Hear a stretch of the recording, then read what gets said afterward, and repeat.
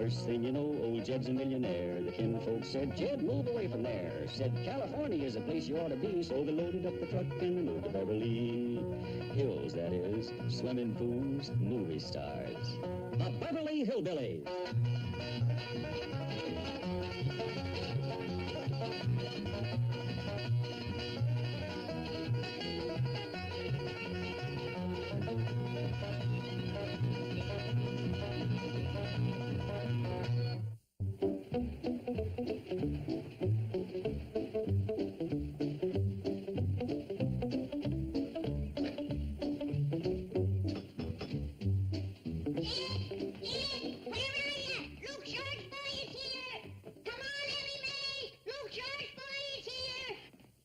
Busman's coming early. Don't keep your husband waiting, Mary May.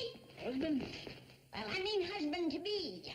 Now, Granny, you promised you wouldn't go talking marriage right off. All right. Open the door and let the groom in. Good morning, Mr. Clappett. Granny? Howdy. Apparently you were expecting someone else. I can come back. Oh, no. Come in. You're just in time for a heart-thumping treat. Guess who's coming? Scary guy. Rex Harrison. Clyde Newman. Get hold of yourself. It's Luke Short's boy. Who? Come to think of it, Granny, I reckon Miss Jane ain't ever seen Luke's boy. Well, you heard of him, ain't you? Well, I'm afraid not. Tell me about him.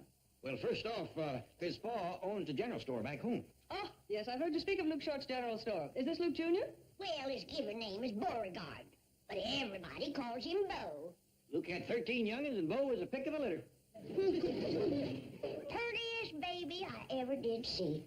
Had yaller curls all over his head. I remember when he was a boy, his pa used to cut his hair, the girls used to crowd around and scrap over the clippings. His pa had to take him out of school because the girls couldn't keep their minds on their studies. They went to clerking in the store, and Luke's business just doubled. On Saturdays, you couldn't get close to that store for the mamas and the daughters. He used to come from 40, 50 miles away. More than that if they had a ride. Two ways about it, Luke Short's boy was always looked on as a catch of the hills. A son-in-law you can be proud of, Jed. He's here to marry Ellie? Now, Granny, I ain't heard a word about that, and it ain't fair to get Ellie all steamed up over something that might not happen. They're here! Ellie! Come on, Jethro's back with your husband! Goodness, I'm quite nervous at the prospect of meeting this extraordinary young man. No need to be, Miss Jane, because in spite of all the fuss that's been made over him, Bo's managed to keep both feet on the ground. Uncle Jed! Granny! He's here! Come on in, Bo! Howdy. Howdy, Bo. Good to see you. Thank you, Mr. Clampett. Oh, you old heartbreaker, you! How are you? Hi, Granny. This here's Miss Hathaway. Howdy, Miss Hathaway. How do you do, Mr. Short? Tell everybody in the parlor. I'll fix some cold cider. I'll get both suitcases. I'll do that, Jethro. You put the truck away. Yes, sir. Well, how was your trip? Your first visit here? Don't you care to talk? I'm sorry, ma'am, but for all I know, you might be one of them Hollywood sirens. Paul warned me not to answer no questions, because that's how they find out where you carry your money. I assure you, I am not a Hollywood siren. Well, I'm glad, because I got pretty nigh $30 sewed into the lining of my suit. Go on in the parlor. I'll take these up to your room. I'll take them, Mr. Clampett. I run presents for everybody. He's a regular fashion plate, isn't he? Yes, you don't see clothes like that too often. Of course, with his pa's money, he can afford to be a style setter. You go on in. I'll go up and fetch Ellie. Oh, let me do that. You go and entertain your company. Well, thank you. She ought to be ready by now. Granny got her started early this morning. I'll bet she's excited. Well, Granny is. I ain't so sure about Ellie. Ellie Mae, Beauregard's waiting to see you. You ready? Sure I am. Howdy, Miss Jane. Ellie Mae, what in the world? Why have you done this? Well, Granny told me to put on a dress because Bo Short was going to ask me to marry up with him. Well, he certainly won't ask you if you look like this. That's what I figured. But, Ellie, why don't you want him to ask you? You can always say no. Not with Granny around, I can't. Well, Granny's had me and Bo matched up since we was this high. But you didn't care for him. He never was nothing but a little sissy-do. I I used to beat him up and throw him in the pond. He wouldn't even fight back. I see.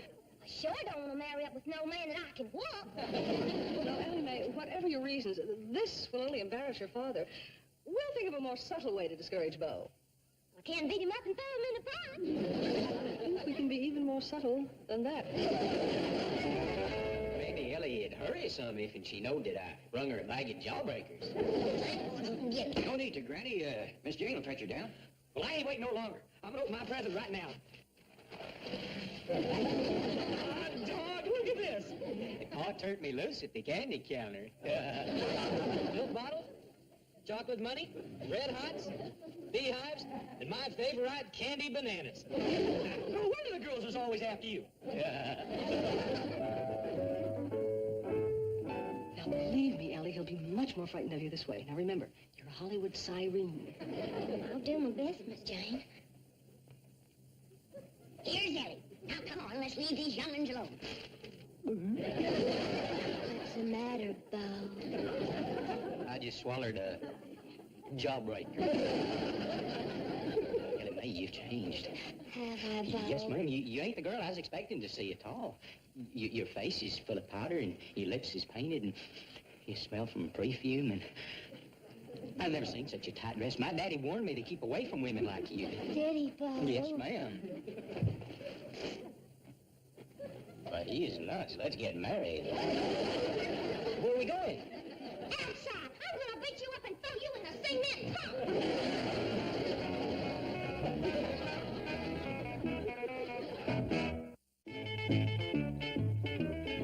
Well, son, when's the wedding gonna be? Granny, I've been wondering, do you think Ellie really wants to marry me? Of course she does. What made you ask? Well, if you hadn't have stopped her, she was going to beat me up and throw me in the pond. I never did like him, and I don't like him now.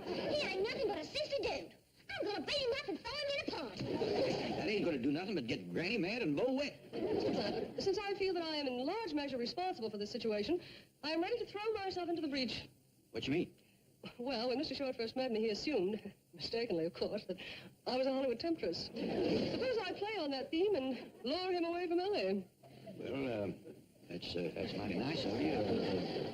Once you got him, what would you do with him? Ah, yes, there's the rub. But we've got to get Ellie out of this somehow. Well, let's start by getting her out of that dress. The more Bo sees of her looking like that, the harder our work's gonna be. Just a dress to put on. Good. Hey, Ellie, them biscuits you made this morning was just great. Well, thank you, Jethro. Look at this rascal. I hit it dead center with 6 shots and didn't even chip it. Where you going, boy? I'm going to ask Bo if he wants to do some target shooting. Well, why don't you stay here and visit with Miss Jane? Where's the rest of Ellie Mae's biscuits? Granny hid him under the sink. She's going to bury him later. Ooh, they sure are scrumptious looking. And the rest of her cooking is just as good as her biscuits.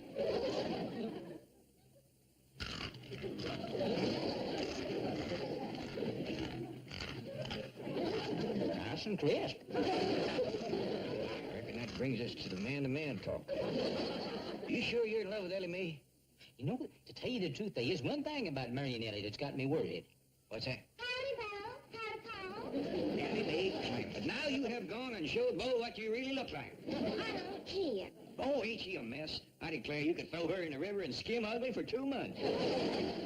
Well, that takes care of my only worry. It does? Yes, sir. You see, I'm going to be busy in the general store, and I need a wife that ain't too grand to slop hogs and scrub the floor and clean out the barn. You just got to marry me now. Oh, he's going to the pond. Wait a minute, Ellie. He just ate one of your biscuits. He'll sink like a rock. Where are you taking me, Miss Hathaway? Just over to the sofa. I have something very important to talk to you about. But I'm already spoken for. I'm not going to ask you to marry me. I'm going to ask you not to marry any woman. Well, gee, what else can a fella marry? Oh, once in a blue moon, a man comes along who's the answer to every woman's dream. Her secret love, Mr. Ideal. Bo, you are such a man. I am? Yes, you're too good for any one woman. You belong to all women everywhere. I do? Yes, as long as you're free, they can have a dream. Don't break their hearts. What'll I do? Fulfill your destiny. Be a man of the world, a Prince Charming to all the lonely Cinderellas. Be the sweetheart of 1,000 women. Gee, I'm gonna need a bicycle. Hey, Bo, you ain't really gonna marry up with my dumb old cousin, are you? No, he isn't, Jethro. He's going to be a man of the world, a sophisticated international playboy, aren't you, Bo? Well, I'd hate to break all them women's hearts. It sounds like more fun than getting thrown in the pond, only I don't know how to be a sophisticated international playboy. Heck, fire, I can learn you. You, Jethro? I mean, you, Jethro, of course. What better teacher? Come on, Bo. What do we do, Jethro? Well, we go into town and we stand on the corner and we get us some girls. Is it that easy? It is when you got what we got.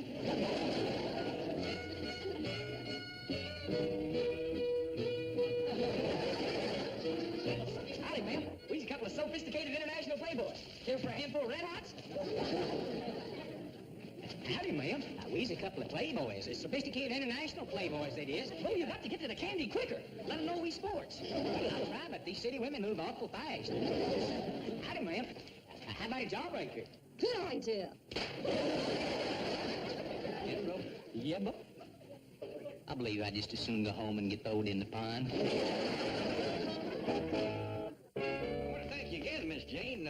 I don't know what you told Bo, but whatever it was, it sure got to him. Well, I simply appealed to his male egotism and suggested that he reject monogamy and choose instead the more hedonistic existence of a bon vivant. Yeah, well, whatever that is, it sure got to him. Dad, get the guns, get the hounds. That boat short has run out on your daughter. Wait. We've been waiting since Ellie was 12. Now that she finally got a fella, he ain't getting away.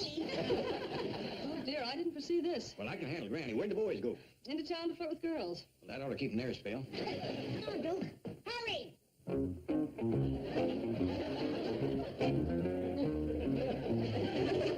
Get up, you lazy bag of bones. We gotta track down that two-legged weasel that has trampled on the family honor.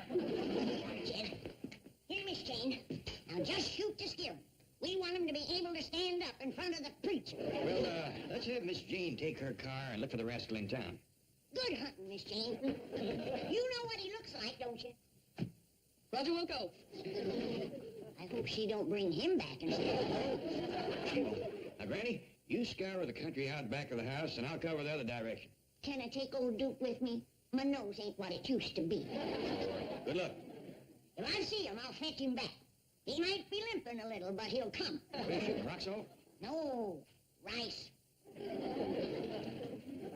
It stings just as bad and hits at the same time.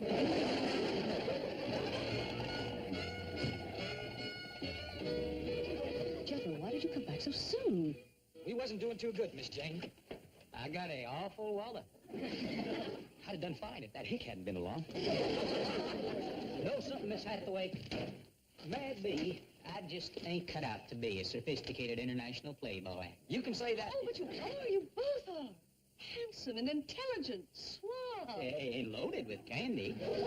What do you reckon could have went wrong? Of course. You don't have the one thing that immediately identifies an international playboy. What's that? Boutonnieres. What'd you do? Eat 'em on the way out? We don't stock 'em, Jim. I was referring to the flowers the debonair gentlemen wear in their buttonholes. You mean if we was to go back and stand in front of your bank with them flowers, we'll do better? I guarantee it. See you there. See you later. Au revoir. Well, yonder some flowers. Let's get picking. Good. We're in time. Now, you know your assignments. If you carry them out convincingly, you not only get this afternoon off, but you may come in late tomorrow as well. Oh, that's wonderful. You don't have to worry about me. I go to acting school at night. Are you sure this will be all right with Mr. Drysdale? I'll take full responsibility. Besides, Mr. Drysdale is out of town. Here they come, to your post.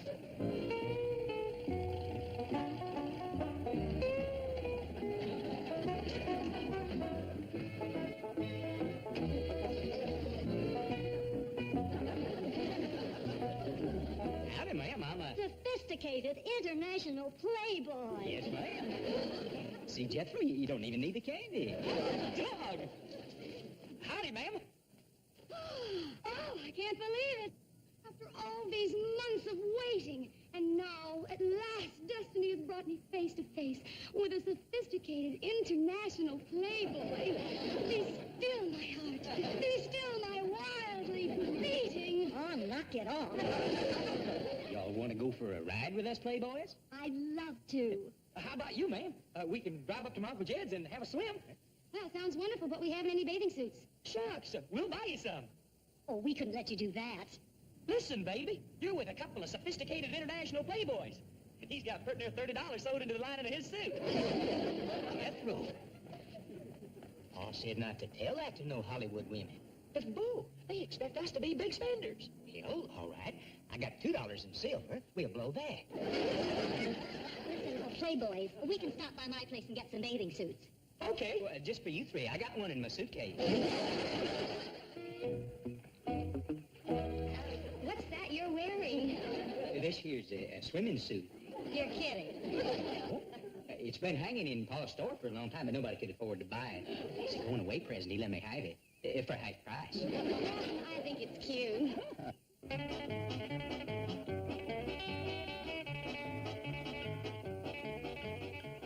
Who's that? Howdy, Granny. Oh, so you miserable two-time environment. What are you doing with them strange women? Where's your bride-to-be? Oh, I ain't gonna marry Ellie Mae. You ain't? No, ma'am. I'm an international playboy. I belong to all women. Well, I'm blowing off my chunk of your worthless hide right now.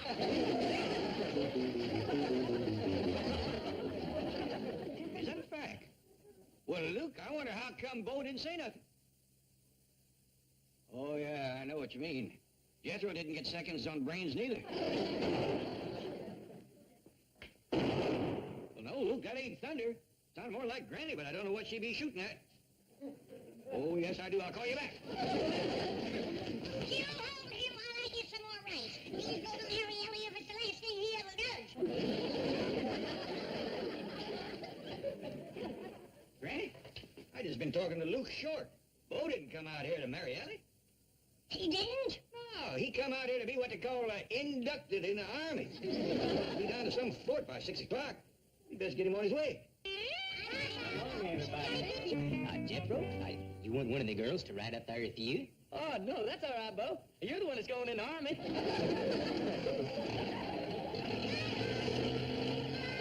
Bye-bye. What I want to know is why he had to come all the way out here to get inducted. Well, Luke says the Army couldn't take a chance on drafting him back home. The girls would have rioted. Yeah, Bo always was looked on as the catch of the hills.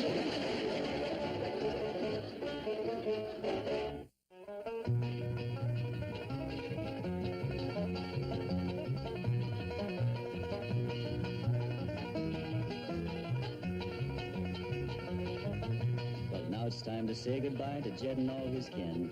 They would like to thank you folks for kindly dropping in. You're all invited back next week to this locality to have a heaping helping of their hospitality.